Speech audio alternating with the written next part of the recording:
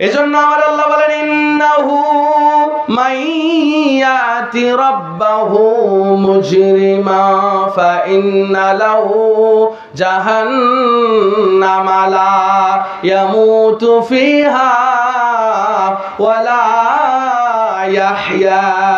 এটা পবিত্র কোরআনের 20 নম্বর সূরা সূরাতুত তাহা 74 নম্বর আয়াত। আল্লাহ বলেন ইন্নাহু মাইয়াতি রাব্বাহু মুজরিমান, নিশ্চয় যে ব্যক্তি আল্লাহর কাছে মুজরিম অবস্থায়, পাপিষ্ঠ অবস্থায়, অপরাধী অবস্থায় দেখা করবে, সাক্ষাৎ করবে, তার মানে আল্লাহর কাছে যারা কিয়ামতের দিন পাপিষ্ঠ অবস্থায় অপরাধ নিয়ে আল্লাহর সামনে দাঁড়াবে, ফাইন্না লাহু জাহান্নাম, আল্লাহ বলেন তার জন্যই আমি আল্লাহ রেডি করে রেখেছি জাহান্নাম, লা ইয়ামুতু ফিহা ওয়ালা ইয়াহইয়া। আল্লাহ বলেন পাপিষ্ঠদের জাহান্নামে ঢুকাবো, জাহান্নামে যাওয়ার পরে পাপিষ্ঠরা মরবেও না, ওরা বাঁচবেও না, ওরা বেঁচেও থাকবে না, আবার মরেও যাবে না, শাস্তির পর শাস্তি চলতে থাকবে। ভাইরা আমার, দুনিয়াতে সামান্য গরম তৈলের 1 ফোঁটা তৈল যদি শরীরে লাগে গো,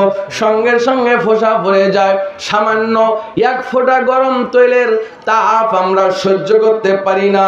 কিয়ামতের দিন জাহান্নামের আগুনে এই সুন্দর চামড়াকে পুড়ায়া, এই সুন্দর চামড়াগুলো শরীর থেকে গোশতগুলো খসে খসে পড়বে গো।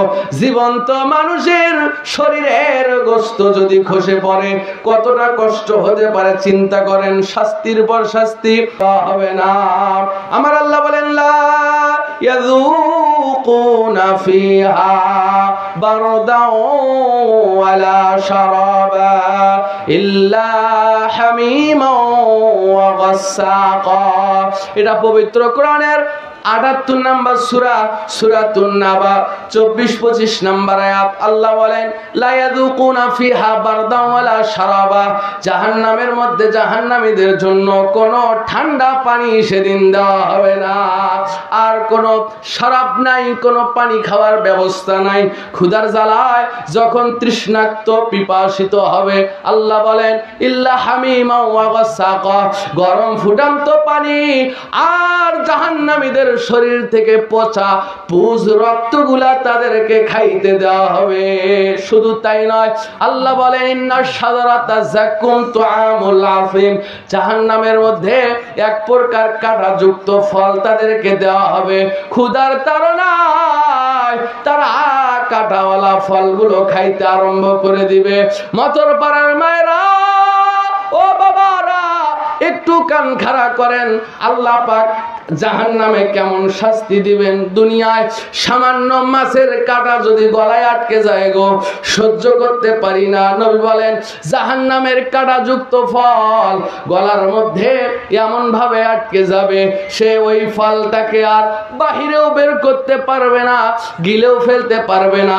শাস্তির পর শাস্তি দেওয়া হবে, মৃত্যুরও কোনো ফয়সালা নাই। ভাইরা আমার, এমন সময় জাহান্নামীরা যখন পিপাসিত ক্ষুধার্ত, এমন সময় মহান আল্লাহ জাহান্নামবাসীদেরকে এবার জান্নাতবাসীদের সরাসরি লাইভ দেখাবেন।